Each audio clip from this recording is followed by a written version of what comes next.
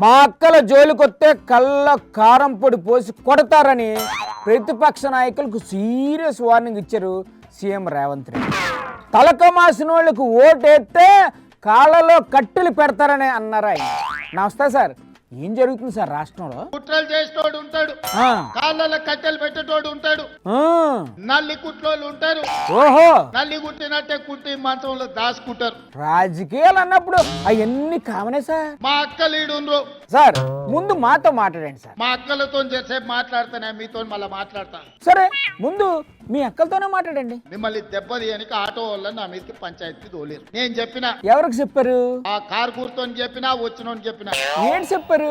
ఒరే నన్ను అంటే అన్నారు, దాన్ని మా అక్కల దగ్గర పోయారట. ఈపురి కట్ట తీసుకొని సింగారిస్తారు మిమ్మల్ని. అమ్మో, సాయంత్రం పూట దొరుకుతారంటే సలాకి కాసి వాత పెడతారు. ఓయమ్మో, ఇక జర ఎక్కువైందంటే కళ్ళల్లో కారం కూడా పెడతారు. ఓరి నాయనో, కళ్ళల్లో నిప్పులు పోసుకుంటారు మా అక్కలు ఆర్టీసీ బస్సులో పోతే. అది సరే గాని ఇప్పుడు పంచాయతీ ఎన్నికలు వస్తున్నాయి కదా, ఎలాంటి వారిని సర్పంచులుగా ఎన్నుకోవాలో చెప్పండి సార్ ప్రజలకి. వస్తూనే ఉంటాడు ఎవడో ఒకటి చీకట్ల.